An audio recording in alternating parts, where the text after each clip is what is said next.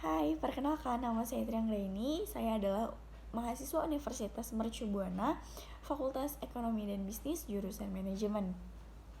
Di sini saya ingin mempresentasikan penggunaan bahasa Indonesia di kalangan remaja Jakarta. Dan saya akan membahas pengertian, tujuan, penyebab, juga pengaruhnya.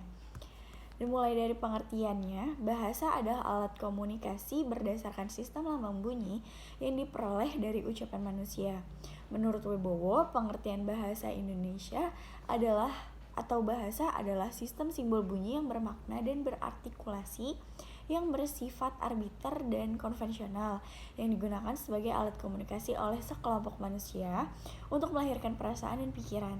Dan seperti kita ketahui bahwa bahasa terdiri dari kelompok kata. Masing-masing memiliki makna, yaitu interaksi abstrak kata-kata sebagai simbol dan objek konsep yang diwakili oleh gagasan kata atau oleh diklasifikasikan ahli bahasa dalam urutan abjad. Atau menurut abjad disertai keterangan artinya, kemudian disimpan dan dalam bentuk kamus atau leksikon. Dari 91.000 kata KBBI, saya yakin tidak sampai 80%. KBBI yang berisi perbendaharaan kosakata bahasa Indonesia jarang dibuka dan dibaca atau malahan sekedar jadi pajangan. Padahal, jika kita ingin berbicara bahasa asing, kamus bahasa yang sesuai menjadi bagian integral dari proses pembelajaran. Faktanya, kemampuan bahasa kita jauh dari sempurna, dan gejala miskinnya bahasa Indonesia kita dengan adanya keracunan dalam percakapan kita, dengan fasih kita menyelipkan bahasa asing dalam tiap percakapan yang kita lakukan. Dan tujuan saya membahas ini adalah untuk mengetahui pengaruh penggunaan bahasa asing di kalangan remaja, khususnya di Jakarta. Lalu memahami penyebab maraknya bahasa asing yang mempengaruhi fakirnya bahasa Indonesia di kalangan remaja, dan juga menjelaskan tentang fakirnya bahasa Indonesia khususnya di kalangan remaja.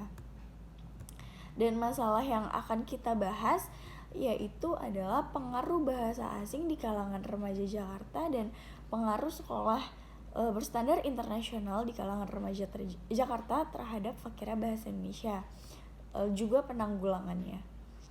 Dan mulai dari yang pertama, pengaruh penggunaan bahasa asing bagi kalangan remaja di Jakarta, yaitu munculnya bahasa asing di Indonesia membawa pengaruh besar terhadap perkembangan bahasa Indonesia.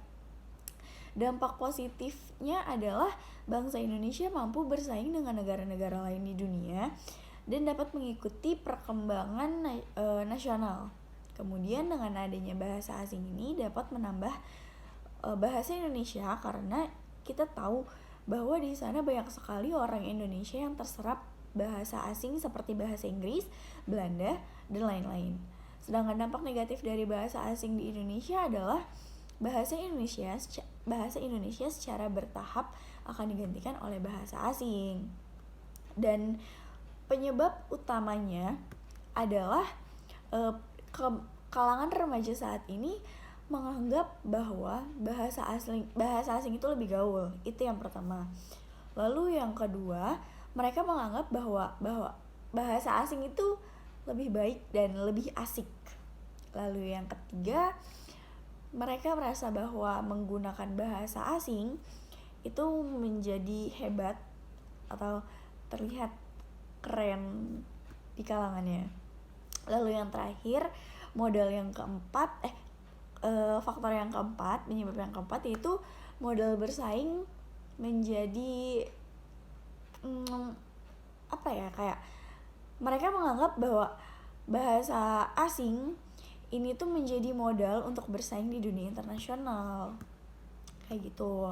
Dan menurut saya, generasi muda itu seharusnya menjadi teladan bagi generasi penerus, di mana kaum muda harus mampu belajar dan mengajar bahasa Indonesia, juga bahasa daerah dengan benar, sehingga anak bangsa menjadikan bahasa Indonesia yang baik dan benar, sehingga mereka mau dan mampu mempelajarinya. Dan yang kedua adalah pengaruh sekolah berstandar internasional. Sekolah bertaraf internasional adalah sekolah yang memiliki hubungan kerjasama dengan mengikuti sistem pembelajaran negara kooperatif. Dengan demikian, siswa yang lulus akan lebih mudah untuk melanjutkan pendidikan tinggi di tanah air.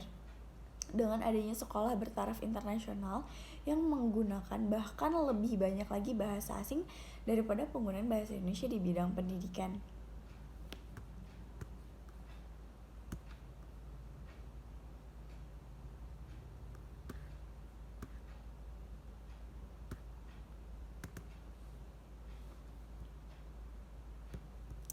Lalu hal yang kita lakukan atau upaya yang kita lakukan untuk menanggulangi fakirnya bahasa Indonesia di negara kita sendiri, yaitu yang pertama kita harus menyadarkan masyarakat Indonesia khususnya bahwa penggunaan bahasa Indonesia harus diprioritaskan sebagai bahasa nasional.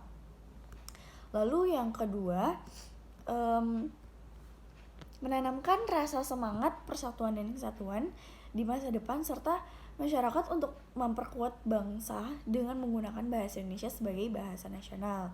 Dan yang ketiga, meningkatkan mutu pengajaran bahasa Indonesia di sekolah, terutama yang berstandar internasional. Lalu dari banyaknya manfaat sekolah berstandar internasional juga ada dampak negatifnya. Yang pertama, dampak negatifnya adalah semakin hilangnya penggunaan bahasa Indonesia.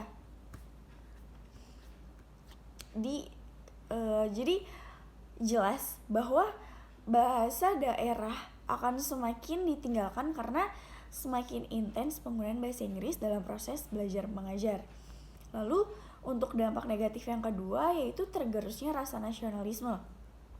Keharusan menggunakan bilingual bahasa Indonesia dan bahasa Inggris dalam proses belajar mengajar di sekolah RSBI secara tidak langsung telah menggerus rasa nasionalisme.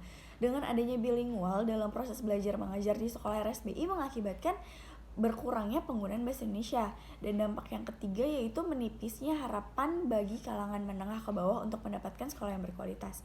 Dengan tingginya standar suatu sekolah agar menjadi sekolah RSBI, maka dibutuhkan biaya yang besar pula. Nah, tambahan biaya tersebut didapatkan dari sumbangan masyarakat. Maka kelaslah bagi mereka yang orang tuanya termasuk kalangan menengah ke bawah, bersiap-siap untuk gigit jari agar bisa masuk ke sekolah RSBI. Dan menurut saya, jadi orang Indonesia harus tahu kapan harus menggunakan bahasa asing dan kapan harus menggunakan bahasa Indonesia, sehingga bahasa Indonesia tidak tergeser dengan adanya bahasa asing.